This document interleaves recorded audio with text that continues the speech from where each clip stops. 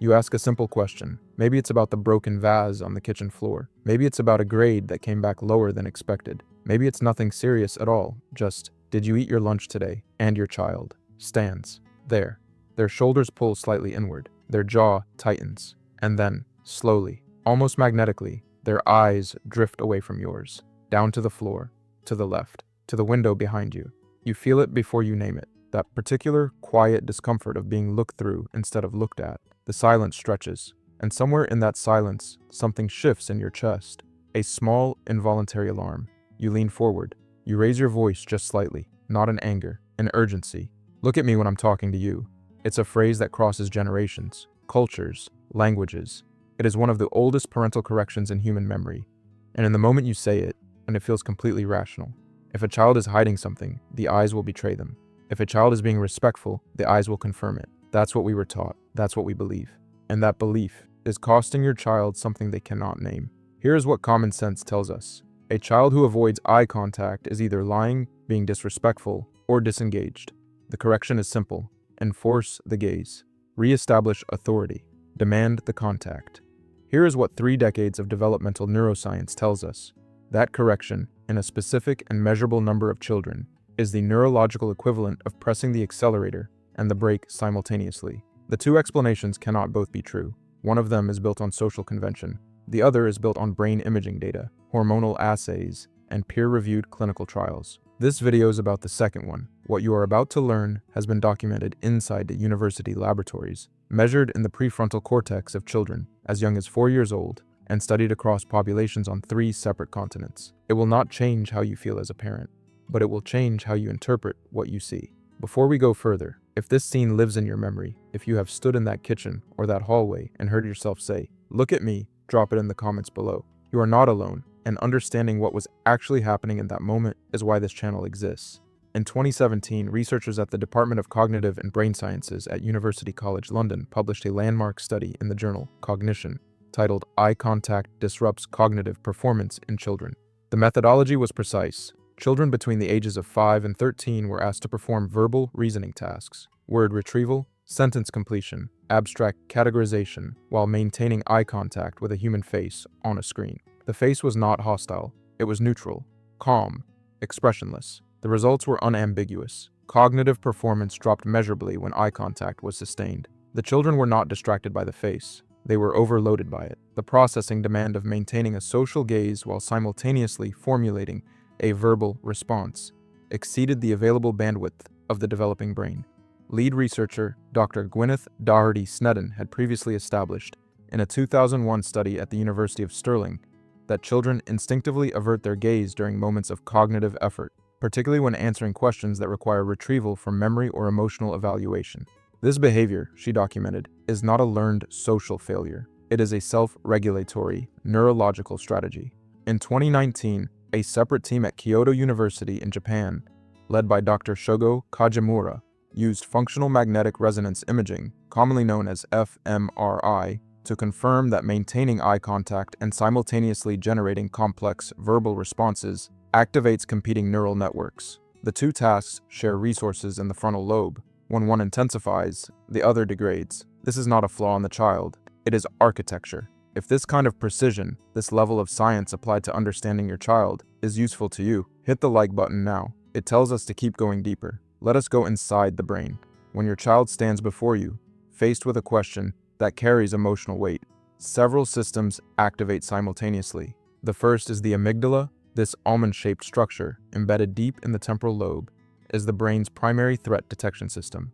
It does not distinguish between a physical predator and social disapproval. Both register as danger. Both trigger the same cascade. In mammals, and humans are mammals, sustained direct eye contact from a dominant individual is a primal signal. It precedes conflict.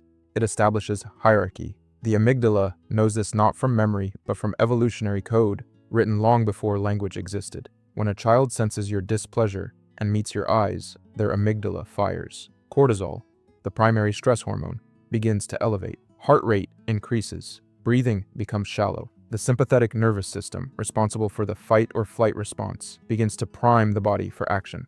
Now add a second layer. The prefrontal cortex, the seat of rational thought, emotional regulation, and language production, is simultaneously trying to process your words, evaluate the situation, retrieve a truthful memory, and formulate a coherent verbal response. This region is not fully developed in humans until the mid-20s. In a child of 7 or 10, or even 14, its capacity under stress is severely limited. What happens when the amygdala floods the system with cortisol while the prefrontal cortex is already at capacity? The child looks away, not as a choice, as a regulation. The brain, in an act of self-preservation, removes the most costly sensory input, the emotional information streaming from your face, to create just enough cognitive space to think, to breathe, to not collapse. Averting the gaze is not dishonesty. It is the nervous system buying itself one more second to stay functional. And beneath all of this lives one more layer, the most painful one: shame. Shame is not guilt. Guilt says, I did something bad. Shame says, I am something bad.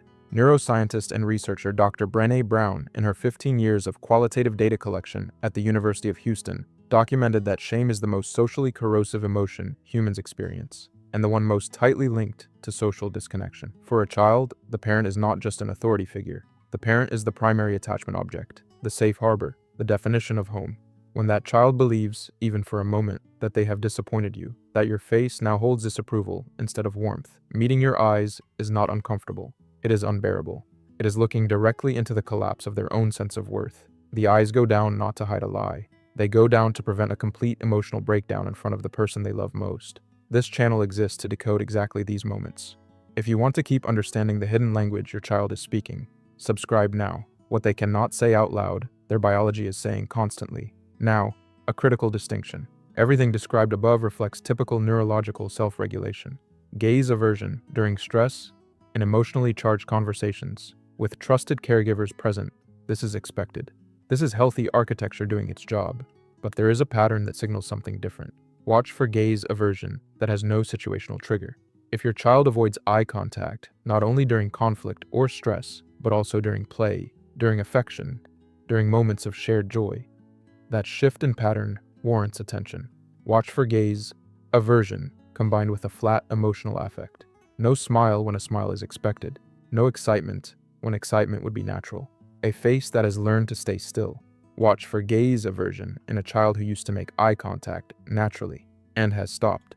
A regression in this specific behavior, particularly following a transition, a school change, a family disruption, a loss, can indicate the onset of chronic stress, depression, or in some cases, trauma response.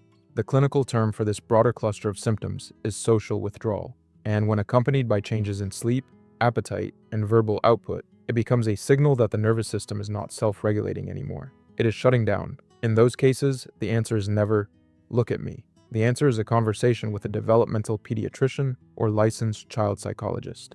The nervous system of a child is not a discipline problem. It is a medical reality. Here is what that child on the kitchen floor is actually doing. They are not defying you. They are not hiding a lie behind those downcast eyes. They are trying, with every immature, developing, beautiful piece of their neurological architecture, to stay regulated enough to remain in the room with you. That averted gaze is not a wall. It is a white flag. It says, I need 1 second. I need the intensity to drop just slightly. I need to feel safe enough to look back up. The most powerful thing a parent can do in that moment is not demand the gaze. It is earn it back. Lower your own voice. Shift your own posture. Give the nervous system what it is asking for, a reduction in perceived threat, and then watch them look up on their own. Tell us in the comments, have you ever been in that moment and felt the frustration of the averted eyes before you understood what was actually happening? What did you do? What do you wish you had known? If this video changed how you will approach that moment next time, share it with the parent who needs it most. Like it so we know this depth of science is what you come here for. And next week, we decode another behavior that every parent misreads. What is your child actually communicating when they shut down completely and stop talking mid-conversation? The answer is not what you think.